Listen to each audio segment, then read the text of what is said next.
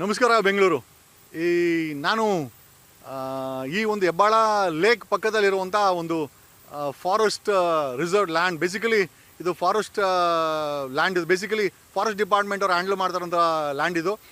ಪ್ರತಿ ವರ್ಷ ಒಂದು 8-10 ಲಕ್ಷ ಗಿಡಗಳನ್ನು ಬೆಳೆದು ಐ ಥಿಂಕ್ ನಾನಾ ರೀತಿಯಲ್ಲಿ ಅದನ್ನು ಪೋಷಣೆ ಮಾಡಲಿಕ್ಕೆ ಪಬ್ಲಿಕ್ಗೆ, ಗೌರ್ಮೆಂಟ್ ಸರ್ವಿಸ್ಗಳಿಗೆ, ಗೌರ್ಮೆಂಟ್ ಡಿಪಾರ್ಟ್ಮೆಂಟ್ಗಳಿಗೆ ಪ್ಲಾಂಟೇಷನ್ ಮಾಡಲಿಕ್ಕೆ BBMP ಅವ್ರಿಗೆ ಅಥವಾ GB ಅವ್ರಿಗೆ ಕೊಡ್ತಾ ಇದ್ದಂಥ ಜಾಗ. ಬಟ್ ಇವತ್ತು ಈ ಜಾಗನೂ ಕೂಡ ಈ ಸಾರಿ ಅಷ್ಟು ಗಿಡಗಳನ್ನು ಬೆಳೆದಿಲ್ಲ. ನಾವು ಹಾಗೆ ಹೆಬ್ಬಾಳ ಲೇಕನ್ನು ಕವರ್ ಮಾಡಬೇಕಾದ್ರೆ ಇಲ್ಲಿ ಬಂದಿದ್ವಿ. ಇಲ್ಲಿ ಸುಮಾರು 6-7 ಲಕ್ಷ ಇರಬೇಕಾದಂಥ ಜಾಗದಲ್ಲಿ ಕೇವಲ ಎಲ್ಲೋ ಒಂದು ಕಡೆ 20-30 ಸಾವಿರ ಗಿಡಗಳ ಬೆಳೆದಿರೋದನ್ನು ನೋಡಿ ಹಾಗೆ ಇಲ್ಲೊಬ್ಬರು ಫಾರೆಸ್ಟ್ ಅಧಿಕಾರಿ ಇದ್ದರು. ರಿಕ್ವೆಸ್ಟ್ ಮಾಡ್ಕೊಂಡ್ರಿ ಏನಾಗಿದೆ ಅಂತ ಹೇಳಲಿಕ್ಕೆ ಬನ್ನಿ, ಅವ್ರನ್ನ ಮಾತಾಡ್ಸೋಣ. ನಮಸ್ಕಾರ, ನಿಮ್ಮ ಹೆಸರು? ನಮಸ್ಕಾರ, ನಿಮ್ಮ ಹೆಸರು? ಸರ್, ನಮ್ಮ ಹೆಸರು ಮಂಜುನಾಥ್ ಅಂತೇಳಿ. ನಾನು ಇಲ್ಲಿ ಬೀಟ್ ಫಾರೆಸ್ಟ್ ಆಗಿದ್ದೀನಿ. ಅಲ್ಲ, ಪ್ರತಿ ವರ್ಷ ಇಲ್ಲಿ ನಾವು ಇಲ್ಲಿ ಓಡಾಡೋರು ಈ ಎಂಟೈರ್ ಜಾಗ ಏನಿದೆ, ಈ ಜಾಗದಲ್ಲಿ ಪೂರ್ತಿ ಗಿಡಗಳನ್ನು ಬೆಳೆಸ್ತಾ ಇದ್ರಿ, ಸಾರ್ವಜನಿಕರಿಗೆ ಮತ್ತು ಸರ್ಕಾರಗಳಿಗೆ ಇದನ್ನು ಪ್ಲಾಂಟೇಶನ್ ಮಾಡಲಿಕ್ಕೆ ಕೊಡ್ತಾ ಇದ್ರಿ. ಬಟ್ ಈ ಬಾರಿ ನನ್ನ ತಿಳ್ ಮಡಿಗೆ ಒಂದು 10-20 ಸಾವಿರ ಗಿಡ ಇರ್ಬೋದು. ಯಾಕೆ ಈ ರೀತಿ ಅಂತ? ಸರ್, ಈ ಸಲ ಟಾರ್ಗೆಟ್ ಕಡಿಮೆ ಕೊಟ್ಟಿದ್ದಾರೆ. ಈ ಸಲಿನೂ ಒಂದು 50,000ವರೆಗೂ ಇದೆ ಗಿಡ. ಅಂದ್ರೆ ಈ ಸಲ ಮಾತ್ರ ಟಾರ್ಗೆಟ್ ಕಡಿಮೆ ಇದೆ. ನಮ್ಮಲ್ಲಿ ಎಲ್ಲಾ ತರ ಬೆಂಗಳೂರಿಗೆ ಗಿಡ ಬೇಡ ಅಂತನಾ ನಿಮ್ಮ ಇಲಾಖೆ? ಇಲಾಖೆಯಿಂದ 83ರಿಂದ ಆ ಥರ ಅಂದಾಜು 1 ಕೋಟಿ ಮೇಲೆ ಗಿಡ ಬೆಳೆಸಿರುವಂತ ನರ್ಸರಿ ಇದು. ಇಡೀ ಕರ್ನಾಟಕಕ್ಕೆ ಫೇಮಸ್ ಆಗಿರುವಂತ ನರ್ಸರಿ. ಎಲ್ಲಿ ಏನು ವೆರೈಟಿ ಗಿಡ ಸಿಗ್ಲಿಲ್ಲ ಅಂದ್ರೂ ಕೂಡ ನಮ್ಮ ಹೆಬ್ಬಾಳದಲ್ಲಿ ಸಿಗ್ತಾ ಇತ್ತು ಅಂತ ಗಿಡ ಬೆಳೆಸ್ತಾ ಇದ್ವಿ. ಈ ಸಲ ಕೂಡ ಒಂದು 40 ವೆರೈಟಿ ಗಿಡ ಬೆಳೆಸಿದೀವಿ. ನನ್ನ ಅನಿಸಿಕೆ ಏನಂದ್ರೆ, ಬೆಂಗಳೂರು ದಿನೇ ದಿನೇ ಡೆವಲಪ್ಮೆಂಟ್ ಹೆಸರಲ್ಲಿ ಸಾವಿರಾರು ಮರಗಳನ್ನ ಕಟ್ ಮಾಡ್ತಾ ಇದ್ದಾರೆ. ಇವಾಗ ನಮ್ಮ ಎದುರುಗಡೆ ಹೋಗ್ತಾ ಇದೆಯಲ್ಲ ರೋಡು, ಈ ರೋಡಿಂದ ಗೊರಗುಂಟೆಪಾಳ್ಯವರೆಗೂ ಮೆಟ್ರೋ ಸ್ಟೇಷನ್ ಆಗಿದೆ. ಸುಮಾರು 2,000 ಗಿಡ ಹೋಗುತ್ತೆ. ಅದ್ರ ಬದಲಾಗಿ ಮರಗಳನ್ನ ಬೆಳೆಸ್ಬೇಕು. ನಾವೊಂದು ಮರ ತೆಗೆದ್ರೆ 4 ಮರ ಬೆಳೆಸ್ಬೇಕು. ಅದೇ ರೀತಿಯಾಗಿ ನಮ್ಮ ಇಲಾಖೆಗೆ ಸಪೋರ್ಟ್ ಮಾಡಬೇಕು. ಹೆಚ್ಚು ಅನುದಾನ ಬಿಡುಗಡೆ ಮಾಡಿ ಗಿಡ ಬೆಳೆಸ್ಬೇಕು ಅಂತೇಳಿ ನಾನು ಕೇಳ್ಕೊತೀನಿ. ಹಿಂದೆ ಇದು ಪಕ್ಷಿಗಳೆಲ್ಲ ಸಾಕಷ್ಟು ಪಕ್ಷಿಗಳು ಬರ್ತಾ ಇತ್ತು, ಸಾಕಷ್ಟು ಡಿಸಿಲ್ಟ್ ಮಾಡ್ತಾ ಇದಾರೆ. ಸರಿಯಾದಂತ ನೀರಿನ ವ್ಯವಸ್ಥೆ ಅಥವಾ ಬಂಡಿಂಗು ಮಾಡಿಲ್ಲ. ಅವುಗಳಿಗೆಲ್ಲ ತೊಂದರೆ ಆಗಲ್ವಾ? ತೊಂದರೆ ಆಗುತ್ತೆ ಸರ್. ನೀರು ಇರೋದ್ ನೀರ್ನ ಕಟ್ಟಿ ಆ ನೀರ್ನ ಉಳಿಸಿ ಅವ್ರು ಇರೋಕ್ಕೆ ವ್ಯವಸ್ಥೆ ಮಾಡಿ ಮಣ್ಣು ತೆಗೆದ್ರೆ ಇನ್ನೂ ಒಳ್ಳೇದು. ನೀರು ಜಾಸ್ತಿ ಶೇಖರಣೆ ಆಗುತ್ತೆ. ಮನುಷ್ಯ ಬೇಕು ಅನ್ನೋ ನೀರ್ ಕೇಳ್ತಾನೆ. ಅಲ್ಲಿ ಪ್ರತಿ ವರ್ಷ ಅಲ್ಲಿ ಜೀವನ ಮಾಡುವಂಥದ್ದು ಅಥವಾ ರಿಪ್ರೊಡಕ್ಟಿವ್ ಮಾಡುವಂತ ಪಕ್ಷಿಗಳು, if I am not wrong, 8-10 ಸಾವಿರ ಪಕ್ಷಿಗಳಿದ್ವು ಅಂತ ಪಕ್ಷಿ ಪ್ರಿಯರುಗಳು ಹೇಳ್ತಾರೆ. ಆಗಿರ್ಬೋದು, ನಾನಾ ರೀತಿ ಪಕ್ಷಿಗಳಾಗಿರ್ಬೋದು. ಅವುಗಳಿಗೆ ನೀರು ಇಲ್ದರೆ ಮಾಡ್ಬಿಟ್ರೆ ಈ ತರ ಡಿಸೈಡ್ ಮಾಡಕ್ಕೆ ತೊಂದರೆ ಅಲ್ವಾ? ತೊಂದರೆ ಆಗುತ್ತೆ ಸರ್. ಅದರಿಂದಾಗಿ ಇರೋ ನೀರ್ನ ಮತ್ತೆ ಬಂಡಿಂಗ್ ಮಾಡಿ, ಇರೋ ನೀರ್ನ ಬಂಡಿಂಗ್ ಮಾಡಿ ಅದಕ್ಕೆ ಆಹಾರ ಕೊಟ್ಟು ಅವ್ರಿಗೆ ಬೇಕಾಗಿರುವಂತ ನೀರು ಸ್ವಲ್ಪ ಕೊಟ್ರೆ ಇವಾಗ ಅವು ಉಳಿತವೆ. ಮತ್ತೆ ನಾವು ಅಭಿವೃದ್ಧಿ ಕೆಲಸನೂ ಮಾಡ್ಕೋಬಹುದು. ಮುಂದಿನ ದಿನಗಳಲ್ಲಿ ಹೆಚ್ಚು ನೀರು ಶೇಖರಣೆ ಆಗ್ತದೆ ಕೆರೆಯಲ್ಲಿ.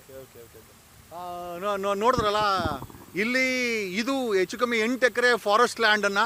ಸೊ ನಮಗೆ ಎಷ್ಟು 8 ಎಕರೆ 20 ಗುಂಟೆ ಫಾರೆಸ್ಟ್ ಲ್ಯಾಂಡನ್ನು ನಮ್ಮ ಗ್ರೇಟರ್ ಬೆಂಗಳೂರು ಗ್ರೇಟರ್ ಬೆಂಗಳೂರು ಇಂಜಿನಿಯರ್ಗಳು ಇದನ್ನು ನಮಗೆ ಕೊಡಿ, ನಾವು ಇದನ್ನೆಲ್ಲ ಹೊಡೆದಾಕಿ ನಮ್ಮ ತಗೊಳ್ತೀವಿ ಅಂತ. ಕಾರ್ಪೊರೇಷನ್ ಮೇಂಟೈನ್ ಮಾಡೋ ಯಾವುದೇ ಪ್ರಾಪರ್ಟಿಗಳಾಗಿರ್ಬೋದು ಒಂದು ಪಾಳು ಬಿದ್ದ ಮನೆ ಥರನೇ ಮಾಡ್ಕೊಂಡಿರೋದು. ಕನಿಷ್ಠ ಇದು 8 ಎಕರೆ ಫಾರೆಸ್ಟ್ ಡಿಪಾರ್ಟ್ಮೆಂಟ್ ಹ್ಯಾಂಡ್ ಓವರ್ ಇದಕ್ಕೆ ಪ್ಲಾಂಟೇಶನ್ ಮಾಡ್ತಾರೆ, ಸಸಿಗಳನ್ನು ನೆಡ್ತಾರೆ. ಹಿಂದೆ ಒಂದು 8-10 ಸಾವಿರ ನಾನಾ ರೀತಿಯ ಪಕ್ಷಿಗಳು, ಗೂಚಕ್ಲಿಗಳು. ನಾವು ಗೂಚಕ್ಲಿಗಳು ನೋಡೋಕ್ಕೆ ಒಂದು 20 ವರ್ಷ ಆಗಿದೆ. ವಿ ಹ್ಯಾವ್ ನಾಟ್ ಸೀನ್ ಗೂಚಕ್ಲಿ ಅಂತ ಹೇಳ್ತಾರೆ. ಅದು ಎಲ್ಲ ರೀತಿಯ ಪಕ್ಷಿಗಳು ಇಲ್ಲಿ ಹೆಬ್ಬಾಳ ಲೇಕಗೋಸ್ಕರ, ಹೆಬ್ಬಾಳ ಲೇಕಲ್ಲಿರುವಂಥ ನೀರಿಗೋಸ್ಕರ ಬಂದಲ್ಲಿ ಪಾಪ ಅವು ಜೀವನ ಮಾಡಿಕೊಂಡು ರೀಪ್ರೊಡಕ್ಷನ್ನು ಮತ್ತು ಇಲ್ಲಿಂದ ಬೇರೆ ಕಡೆ ಹೋಗೋದು, ಬೇರೆ ಕಡೆಯಿಂದ ಇಲ್ಲಿ ಬರೋದು, ಎಲ್ಲ ರೀತಿ ಮಾಡ್ತಾಯಿದ್ವು. ಬಟ್ ಏನೋ ಅನ್ಪ್ಲ್ಯಾನ್ಡ್ ಸೈಂಟಿಫಿಕ್ ವರ್ಕ್ ಅಂತ ಹೇಳ್ಬೋದು. ಈ ಒಂದು ಕಾಮಗಾರಿ GBA ಕಾಮಗಾರಿ ಏನು ಮಾಡ್ತಾ ಇದ್ದಾರೆ, ಡಿಸಿಲ್ಟಿಂಗ್ ವರ್ಕ್ ಆಗಿದೆ, ಡೆವಲಪ್ಮೆಂಟ್ ವರ್ಕ್, ಮನುಷ್ಯನಿಗೋಸ್ಕರ ಅಂತ ಹೇಳ್ತಾರೆ. ನಿಜವಾಗ್ಲೂ ಈ ಮನುಷ್ಯನ ಜೊತೆಯಲ್ಲಿ ಪ್ರಾಣಿಗಳಿದೆ, ಪಕ್ಷಿಗಳಿದೆ, ಇಲ್ಲಿ ಒಂದು ಪ್ರಕೃತಿ ಇದೆ ಅನ್ನೋ ಒಂದು ಸೆನ್ಸ್ ಕೂಡ ಈ ಒಂದು GBA ಅಧಿಕಾರಿಗಳಿಗೆ ತಲೆಯಲಿಲ್ಲ. ಏನೋ ಕಾಮಗಾರಿ ಮಾಡಬೇಕು, ಒಂದಷ್ಟು ಭ್ರಷ್ಟಾಚಾರ ಮಾಡಬೇಕು, ಪರ್ಸೆಂಟೇಜ್ ತಗೊಳ್ಬೇಕು, ಲೂಟಿ ಮಾಡಬೇಕು, ಅಲ್ಲಿರೋದನ್ನು ನಿರ್ಮಾಣ ಮಾಡಬೇಕು. ಈ ಒಂದು ಕೆಲಸವನ್ನು ಮಾಡ್ಕೊಂಡು ಬರ್ತಾ ವಿ ಹ್ಯಾವ್ ಲಾಸ್ಟ್ ಬೆಂಗಳೂರು 1250 ಕೆರೆಗಳನ್ನು ಕಳ್ಕೊಂಡಿದೆ. ಗಾರ್ಡನ್ ಸಿಟಿ ಇವತ್ತು ಗಬ್ಬು ಸಿಟಿಯಾಗಿ ನಾಡ್ತಾ ಇದೆ. ಎಲ್ಲಿ ನೋಡಿದ್ರು ಕಸ, ಪೊಲ್ಯೂಷನ್ನು, ಗಾಡಿಗಳು, ಜನಸಂಖ್ಯೆ ಬಿಟ್ಟರೆ ರೋಗ ಬಿಟ್ಟರೆ ರೋಗ ಮುಕ್ತವಾಗಿ ಬದುಕಬೇಕು ಅಂತಂದರೆ ಪ್ರತಿ ಮನೆಯಲ್ಲೂ ಹೇಳ್ತಾರಲ್ಲ, ಮನೆಗಿಬ್ಬರು ಮಕ್ಕಳು ಮತ್ತು ಮನೆಗೆ 2 ಗಿಡ ನೆಟ್ಟರೆ ಮಾತ್ರ, ಅಥವಾ ಅದನ್ನು ಬೆಳೆಸಿದ್ರೆ ಪೋಷಣೆ ಮಾಡಿದ್ರೆ ಮಾತ್ರ ನಿಜವಾಗ್ಲೂ ನಾವು ಈ ಒಂದು ಬೆಂಗಳೂರಲ್ಲಿ ಆರೋಗ್ಯಕರವಾಗಿರ್ಬೋದು. ಇಲ್ಲ ಅಂತಂದರೆ ಇರಲಿಕ್ಕೆ ಸಾಧ್ಯವಿಲ್ಲ. ಈ ಒಂದು ಲ್ಯಾಂಡನ್ನು ಸಹ GB ಅವರು ಕಬ್ಜಾ ಮಾಡೋಕ್ಕೆ ಪ್ಲ್ಯಾನ್ ಮಾಡ್ತಾಯಿದ್ರು. And ultimately the biggest question ಏನು ಅಂತಂದರೆ, ಈ ಒಂದು ಭಾಗದ ಈ ಒಂದು ಜಾಗದ ಸಂಬಂಧಪಟ್ಟಂಥ MLA ಇದ್ದಾರೆ. Once again Krishna Byregowda minister Krishna Byregowda, ನಿಮ್ಮಲ್ಲಿ ಪ್ರಶ್ನೆ ಏನಪ್ಪ ಅಂತಂದರೆ, ಅವೈಜ್ಞಾನಿಕವಾದಂಥ ಕೆಲಸಗಳನ್ನು ಯಾಕೆ ಮಾಡ್ತೀರಾ?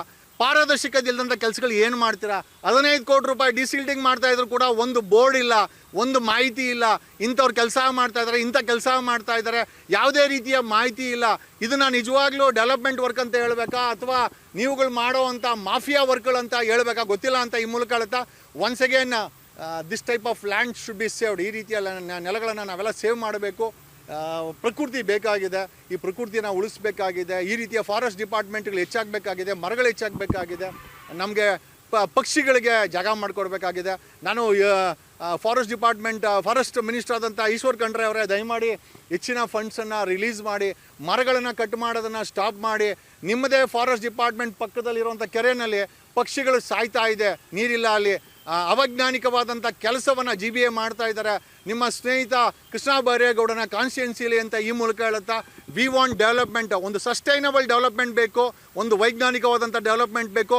ಡೆವಲಪ್ಮೆಂಟ್ ಅಂತ ಪಕ್ಷಕ್ಕೆ ಈ ರೀತಿ ನಮ್ಮನ್ನು ನಾವೇ ನಾಶ ಮಾಡ್ಕೊಳೋದಲ್ಲ ಅಂತ ಹೇಳ್ತಾ, ನಾನು ನಿಮ್ಮ ಅಡ್ವೊಕೇಟ್ ಜಗದೀಶ್ ಏನೋ ಫ್ರಮ್ ಹೆಬ್ಬಾಲ ಫಾರೆಸ್ಟ್ ಡಿಪಾರ್ಟ್ಮೆಂಟ್ ಜಾಗದಿಂದ.